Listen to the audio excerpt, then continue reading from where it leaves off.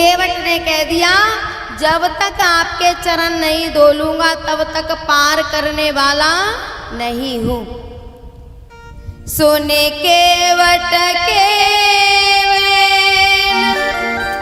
प्रेम लपेटे अटपटे, बेहसे करुणा एन, चितय जानकी लखन तन। अच्छा, केवट की अटपटी बातें सुन के राम जी लखन और सीता जी को देख के क्यों हंसे? बेहसे करुणा एन बेहसे करुणा एन, चितय जानकी लखन तन। जब केवट अटपटी बात कर रहा है तो उनकी तरफ राम जी क्यों हंस रहे हैं? प्यारे, ये जो राम और लखन है, ये सीता और लखन है ना, ये दोनों राम जी की चरण सेवा को लेकर लड़ते थे। एक बार लखन जी बहुत पतले से हो गए तो राम जी ने पूछा, लखन तुझे क्या हो गया? तू ऐसा पतला सा क्यों हो गया? तुझे कुछ खाने नहीं मिलता? लखन जी ने कहा, भैया मैं खाने से स्वस्थ नहीं रहता। बोले तो? बोले मैं तो आपकी सेवा से स्वस्थ रहता हूँ और मुझसे आपकी सेवा छिन गई है। जब से आपका विवाह हुआ है ना, तब से मैया आपकी सेवा करती हैं, इस वजह से मैं दुबला पतला सा हो गया हूँ।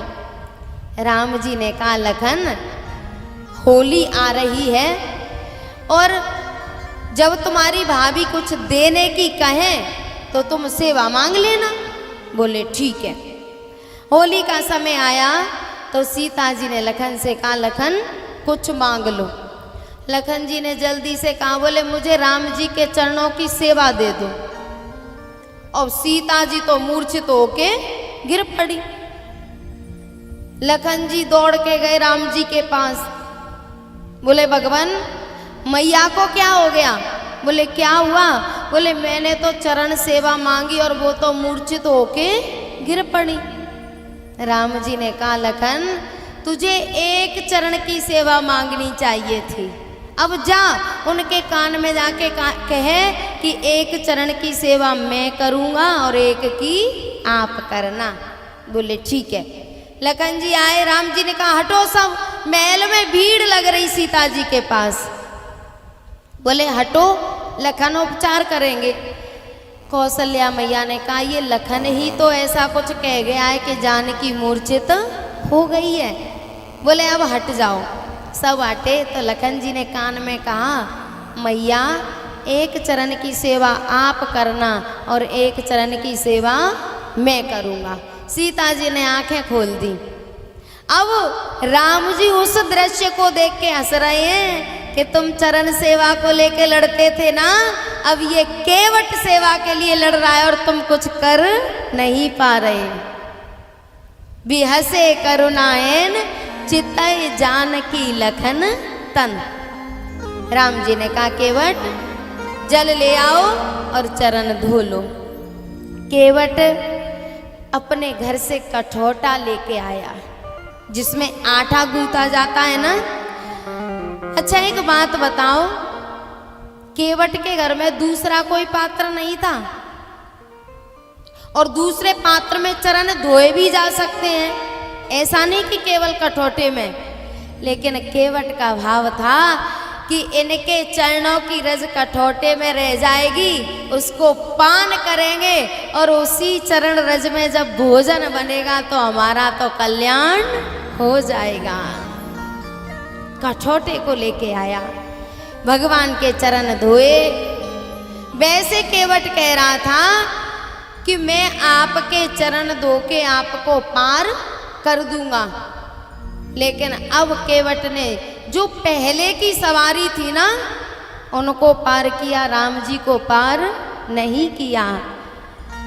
पद पखारी जल पान कर आप सहित परिवार,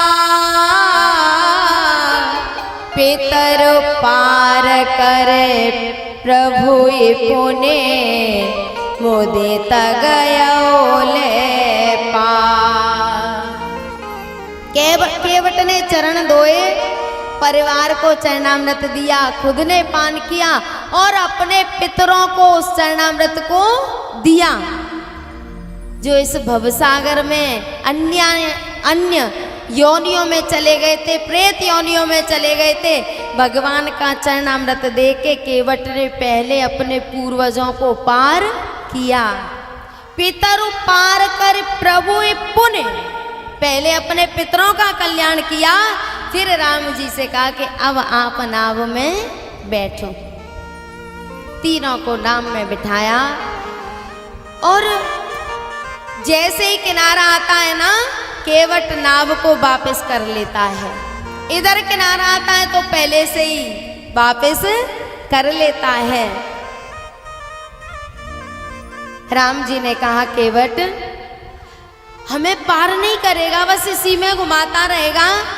केवट ने कहा भगवान आपको तो वनवास काटना है, चाहे नाव में काट लो चाहे वन में काट लो, आपको कहीं ड्यूटी पे तो जाना नहीं। राम जी ने कहा नहीं भैया और भी काम करने हैं।